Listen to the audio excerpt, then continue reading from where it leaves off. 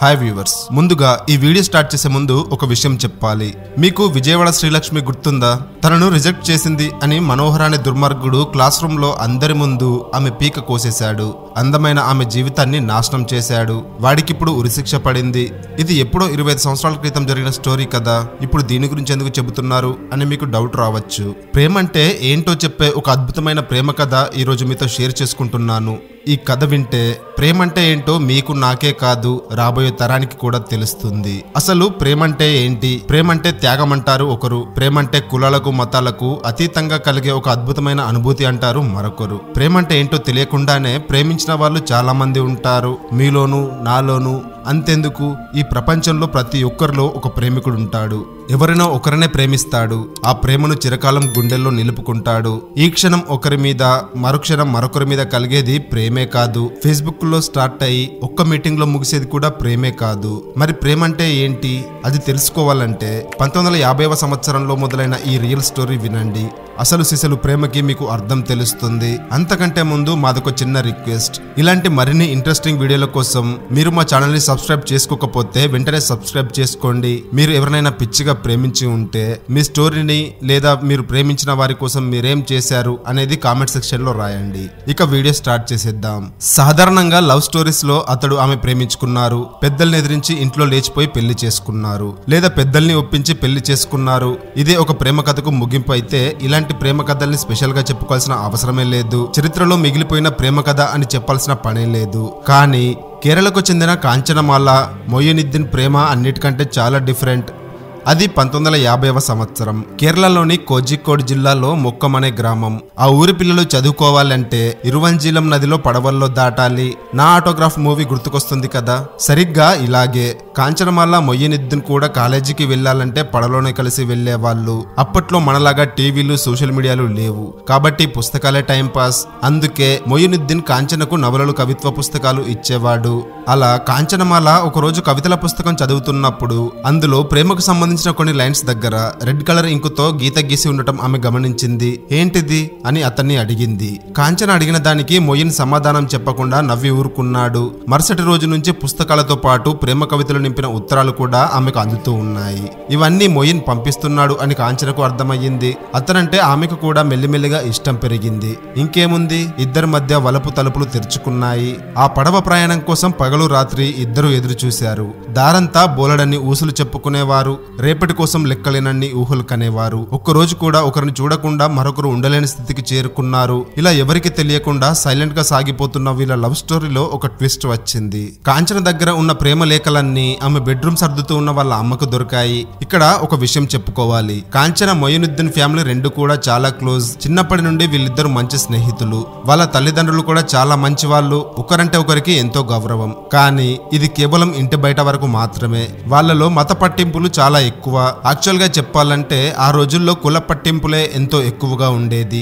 అలాంటిది హిందూ మతానికి చెందిన కాంచన ముస్లిం యువకుడిని పెళ్లి చేసుకోవడం ఎవ్వరూ ఒప్పుకోరు. మొయినుద్దీన్ ఫ్యామిలీలో కూడా సేమ్ సిచ్యువేషన్. ఎప్పుడైతే వీళ్ళ ప్రేమ విషయం ఇంట్లో తెలిసిందో కాంచనను ఇంట్లో నుండి బయటకు అడుగు పెట్టనివ్వలేదు తల్లిదండ్రులు. ఆమెను హౌస్ అరెస్ట్ చేశారు. ఇక మతాంతర వివాహం చేసుకుంటే ఆస్తులు చిల్లిగవ్వ కూడా ఇవ్వమని చెప్పి మొయినుద్దీన్ని వాళ్ళ ఇంట్లో నుంచి తరిమేశారు. అయితే ఆ టైంలో అతను కుమిలిపోలేదు. ఇప్పటి కాలంలో ఉన్న పిల్లల్లాగా సూసైడ్ చేసుకోలేదు, లేదా కాంచనను లేపుకు వెళ్ళలేదు. నాకు ప్రేమ దక్కకపోతే పోయింది, సమాజంలో ఉన్న ఎంతో మంది అభాగ్యులకు ప్రేమ పంచాలి అనుకున్నాడు. దాంతో మొయినుద్దీన్ సోషల్ సర్వీస్ చేయడం మొదలు పెట్టాడు. ఎందుకంటే ఏదో ఒక రోజు కాంచనమాల తన కోసం తిరిగి వస్తుందని మొయినుద్దీన్ ఆశ. మొయినుద్దీన్ కి అమ్మ అంటే చాలా ఇష్టం. అమ్మను ప్రేమించిన వాళ్ళు ఎవరైనా ఉంటారా? మొయినుద్దీన్ కూడా తన తల్లిని చూసుకోవడానికి అప్పుడప్పుడు ఇంట్లో ఎవరికి తెలియకుండా ఇంటికి వెళ్తూ ఉండేవాడు.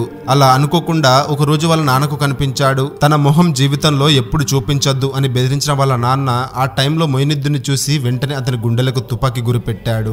చిన్నప్పటి నుండి గుండెల మీద పెట్టుకుని పెంచిన తండ్రి కేవలం తమ మతానికి చెందిన అమ్మాయిని ప్రేమించాడు అని అతని గుండెల మీద తుపాకీతో పేల్చాడు. దాంతో బుల్లెట్ అతని గుండెల్లో దిగింది. దానివల్ల మొయినుద్దీన్ మరణం చివరి అంచుల దాకా వెళ్ళొచ్చాడు. మరోవైపు కాంచనను కూడా ఇంట్లో వాళ్ళు అష్ట కష్టాలు పెట్టారు. ఆమె ఎన్నోసార్లు తన వాళ్ళను ఎదిరించి మొయినుద్దీన్ తో వెళ్లిపోవాలి అని అనుకునేది. కానీ ఇంట్లో వాళ్ళ ఆమెను బంధించి పెట్టారు. దాంతో పాటుగా తన అక్కలకు చెల్లెళ్లకు పెళ్లిళ్లు. దాంతో తను ఇంట్లోంచి పారిపోతే వాళ్ళకి ఇబ్బంది అవుతుందని ఆమె భయపడింది. అంతలోనే కాంచన తల్లి అనారోగ్యంతో మంచాన పడింది. ఆమె తండ్రికి గుండెపోటు వచ్చింది. ఇన్ని కష్టాల మధ్య అప్పటికి కూడా కాంచన తన ప్రేమను మర్చిపోలేదు. మరోవైపు మొయినుద్దీన్ కూడా సమాజ సేవ చేస్తూ ఒక రైటర్ గా మారిపోయాడు. ఎన్నో మలయాళ పత్రికలకు కథలు రాశాడు. మాతృభూమి దినపత్రికలో కూడా కరస్పాండెంట్ గా పనిచేశాడు. పొన్ను, నిజాలేని సాక్షి అనే 2 మలయాళ చిత్రాలను కూడా నిర్మించాడు. వీళ్ళిద్దరూ తమ ప్రేమను మాత్రం మర్చిపోలేదు. వాళ్ళ మనసు కరగలేదు, చెదరలేదు. వాళ్ళిద్దరూ కలిసి మలయాళ అక్షరాలతో తమకు మాత్రమే అర్థమయ్యే ఒక స్పెషల్ లాంగ్వేజ్ ని తయారు చేసుకున్నారు.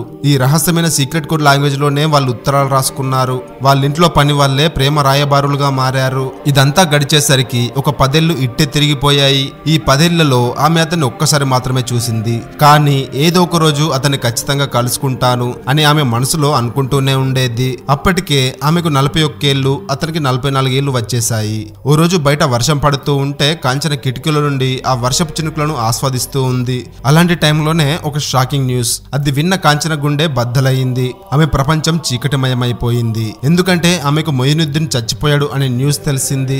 అది జూలై 15, 1982. మొయినుద్దీన్ ఒక పడవలో నదిని దాటుతూ ఉండగా పడవ బోల్తా పడింది. దాంతో పడవలో ఉన్న వాళ్ళందరూ సుడిగుండంలో చిక్కుకుపోయారు. వాళ్ళను కాపాడడానికి మొయిన్ ప్రయత్నిస్తూ అతను కూడా చనిపోయాడు. దాంతో కాంచన కుమ్మిలి కుమ్మిలి ఏడ్చింది. 6 సార్లు సూసైడ్ అటెంప్ట్ కూడా చేసింది.